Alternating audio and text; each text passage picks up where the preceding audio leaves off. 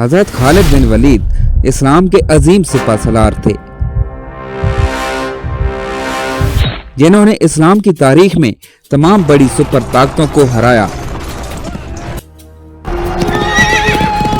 इस्लाम के तमाम जर्नल में से वाहिद आपने अपनी जिंदगी की एक जंग भी नहीं हारी।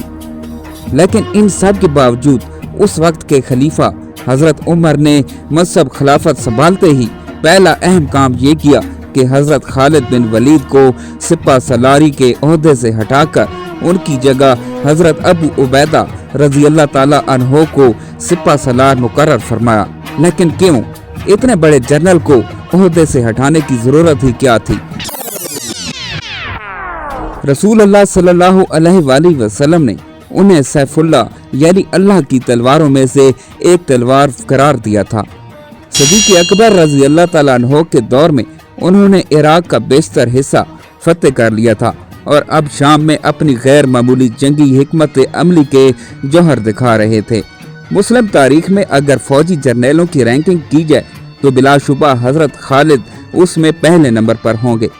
तारीख के एक तालिब इल्म के जहन में ये सवाल पैदा होता है कि हजरत उमर ने उन्हें माजूल क्यों किया, जबकि हजरत खालिद की कारकर्दगी गैर मामूली थी। यहाँ ये वाज़ेह कर देना जरूरी है कि हजरत उमर ने हजरत खालिद को माजूल हरगिज नहीं किया, बल्कि उन्हें सिपह सलार आजम की बजाय सेकंड इन कमांड बना दिया।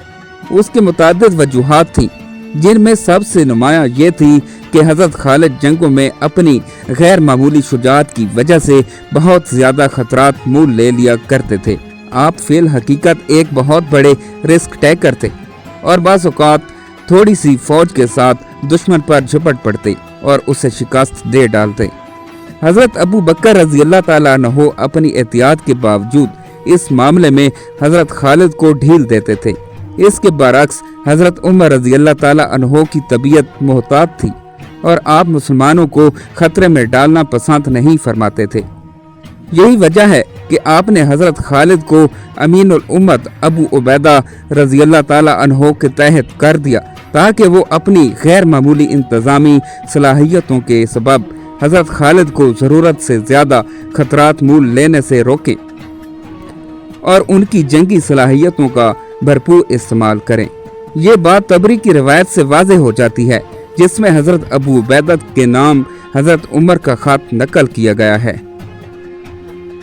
मैं आपको अल्लाह से डरने की नसीहत करता हूँ, जो कि बाकी रहने वाला है और जिसके सिवा हर चीज फना होने वाली है। उसी ने हमें गुमराही से निकालकर राह रास्त पर लगाया और अंधेरों से निकालकर रोशनी में दाखिल फरमाया। मैं आपको खालिद के लश्कर का अमीर मुकर्रर करता हूँ। आप मुसलमानों के हकूक अदा करने के लिए तैयार हो जाइए। माल गनीमत के लिए मुसलमानों की जान खतरे में ना डालिए और ना ही किसी अजनबी मकाम के हालात और नतैज को मालूम किए बगैर उन्हें वहाँ ठहराइए। जब आप किसी लश्कर को जंग के लिए भेजें तो माकूल तादाद के बगैर ना भेजिए। मुसलमानों को हलाकत के खतरे में हरगिज़ मुब्तला ना कीजिए। अल्लाह ने आपका मामला मेरे हाथ में और मेरा मामला आपके हाथ में दे दिया है। दुनिया की मोहब्बत से अपनी आंखें बंद कर लीजिए और अपने दिल को उससे बेनियाज कर लीजिए। खबरदार, गुजरे हुए लोगों की तरह उन्हें हलाकत में ना डालिए। उनके बिछड़ने के मैदान आपकी निगाहों के सामने हैं। हजरत खालिद काफी अरसा तक हजरत अबू उबैदा रजी अल्लाह ताला अन्हो की कमान में लड़ते रहे। हजरत अबू उबैदा तमाम प्लानिंग उन्हीं के मशवरे से करते थे और ये दोनों कमांडर मिलकर जंगी तैयारी करते थे। ताहम इस प्लान पर अमल दरआमद हजरत खालिद करवाया करते थे।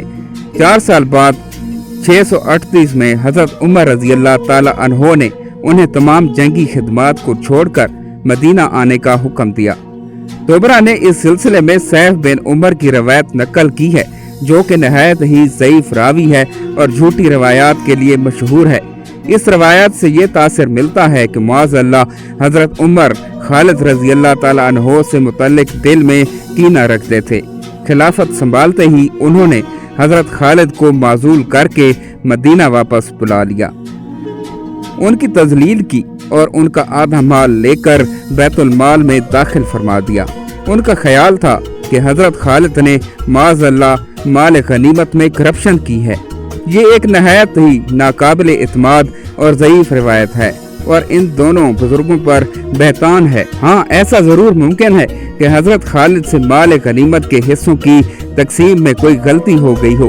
حضرت عمر نے حساب کیا تو ان کی طرف کچھ رقم زائد نکلی، جو حضرت عمر نے ان سے لے کر بیت المال میں داخل کر دی اور شام کے لوگوں کو تحریر لکھ کر بھیجی، جس میں حضرت خالد کی معزولی کی وجوہات بیان کی۔ روایت یہ ہے، جب خالد عمر کے پاس پہنچے تو ان سے شکایت کی اور کہا، میں نے آپ کی یہ شکایت مسلمانوں کے سامنے بھی بیان کی تھی، واللہ آپ نے مجھ سے اچھا سلوک نہیں کیا۔ حضرت عمر نے فرمایا، یہ بتائیے کہ آپ کے پاس یہ دولت کہاں سے آئی؟ انہوں نے جواب دیا، مال غنیمت اور میرے مقرر حصوں سے۔ 60,000 سے زائد جو رقم ہو وہ آپ بیت المال کی ہے۔ اس پر حضرت عمر نے ان کے ساز و سامان کی قیمت لگائی تو ان کی طرف 20,000 نکلے۔ اس رقم کو انہوں نے بیت المال میں داخل کر دیا تو حضرت عمر نے فرمایا، خالد، واللہ آپ میرے نزدیک نہایت ہی معزز شخصیت ہیں، میں آپ کو بہت پسند کرتا ہوں اور آج کے بعد آپ کو مجھ سے کوئی شکایت نہیں ہوگی۔ عدی بن سہیل کی روایت ہے کہ حضرت عمر نے تمام شہر والوں کو لکھ کر بھیجا، میں نے خالد کو ناراضگی یا بددیانتی کی وجہ سے معزول نہیں کیا، بلکہ اس کی وجہ یہ تھی کہ مسلمان ان سے محبت کرنے لگے ہیں، اس لیے مجھے اندیشہ ہوا کہ وہ ان پر بے حد بھروسہ اور اعتماد نہ کریں اور کسی دھوکے میں مبتلا نہ ہو جائیں۔ اس لیے میں نے چاہا کہ انہیں حقیقت معلوم ہو جائے کہ در حقیقت اللہ تعالیٰ ہی کارساز ہے، اس لیے انہیں کسی فتنے میں مبتلا نہیں ہونا چاہیے۔ دلچسپ بات ہے کہ یہ روایت بھی سیف بن عمر ہی نے روایت کی ہے اور ان صاحب کی دونوں روایتوں میں تضاد موجود ہے۔ ہمارے نزدیک یہ دوسری روایت ہی درست ہے۔ اس روایت سے حضرت خالد کی معزولی کی ایک اور وجہ سامنے آتی ہے اور وہ یہ ہے کہ بعض مسلمانوں کے اندر یہ تصور پیدا ہو گیا تھا کہ جو فتوحات ہو رہی ہیں وہ حضرت خالد کی موجودگی کی وجہ سے ہیں۔